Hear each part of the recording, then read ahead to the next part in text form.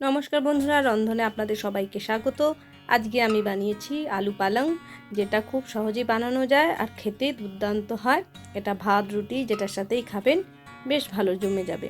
তার বেশি দেরি করব না, চলুন শুরু করা যাক। আমি এখানে 1 চা চামচ গোটা জিরে নিয়েছি, একটা শুকনো লঙ্কা, একটা পেঁয়াজ ছোট করে কেটে রেখেছি। এখানে আমি 2টো কাঁচা লঙ্কা কেটে রেখেছি আর রসুনের কোয়া নিয়েছি 3টে। আর এখানে 1 আঁটি পালং শাক ধুয়ে জল ঝরিয়ে রেখে দিয়েছি। এবার 2টো আলু নিয়েছি, যেটা আমি এইভাবে কেটে নেব। 2টো ভাগ করে তারপরে এটা 4টে ভাগ করে ছোট ছোট আকারে কেটে নিচ্ছি।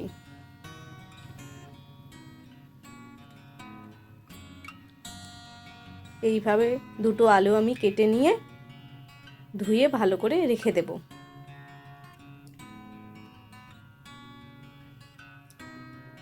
জল ঝরিয়ে রেখে দিয়েছি।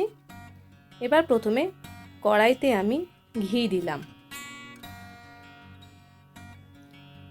3 চা চামচের মতন ঘি দিয়েছি। তাতে শুকনো লঙ্কা ফোড়ন আর গোটা জিরে ফোড়ন দিলাম, তারপর রসুন দেব, তারপর পেঁয়াজ দেব,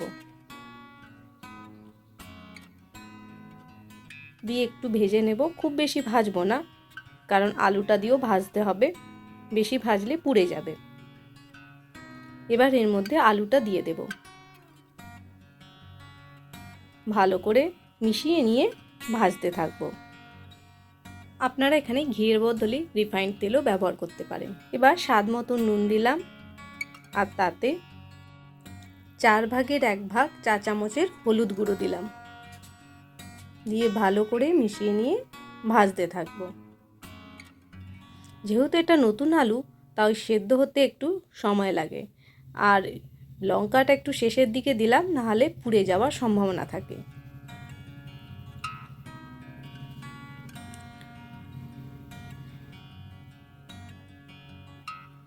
এবার এর মধ্যে আমি একদম অল্প জল দেব, সামান্য পরিমাণে জল দিয়ে আলুটাকে জলের সঙ্গে ভালো করে মিশিয়ে নিয়ে একটু 1 মিনিটের মতন ঢাকা দিয়ে রেখে দেব, যাতে নতুন আলুটা তাড়াতাড়ি সেদ্ধ হয়ে যায়। নতুন আলু সেদ্ধ হতে একটু সময় লাগে, সেই জন্য একটু অল্প পরিমাণে জল দিলাম। আপনাদের যদি নতুন আলু না হয়ে পুরনো আলু হয়ে থাকে, তাহলে জল দেওয়ার প্রয়োজন হবে না, আলু এমনি সেদ্ধ হয়ে যাবে। এবার দেখুন আলু সেদ্ধ যখন হয়ে গেছে, এবার শাকটা আমি এর উপর দিয়ে দেব, দিয়ে ভালো করে মিশিয়ে নেব।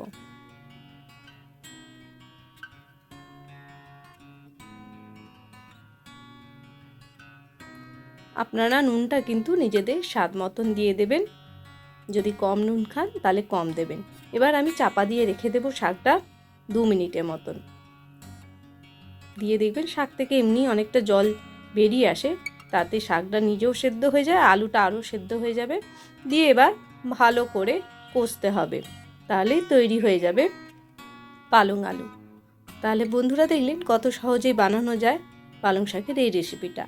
তাহলে আপনারা অবশ্যই বাড়িতে বানাবেন, আর আমাকে বানিয়ে জানাবেন অবশ্যই কমেন্ট বক্সে যে কেমন খেতে হয়েছে। তাহলে বন্ধুরা আজকে এই পর্যন্তই, পরবর্তীকালে আবার কোনো নতুন ভিডিও নিয়ে হাজির হব। আর অবশ্যই আমার চ্যানেলকে যারা নতুন দেখছেন, তাদের কাছে অনুরোধ রইল চ্যানেলটিকে সাবস্ক্রাইব করে দেওয়ার জন্য। তাহলে আপনারা সকলেই ভালো থাকবেন, সুস্থ থাকবেন, সাবধানে থাকবেন, আর রেসিপিটা অবশ্যই বাড়িতে ট্রাই করবেন। আর ভিডিওটা যদি ভালো লেগে থাকে, তাহলে অবশ্যই একটা লাইক করে দেবেন। তাহলে বিদায় নিলাম, ধন্যবাদ।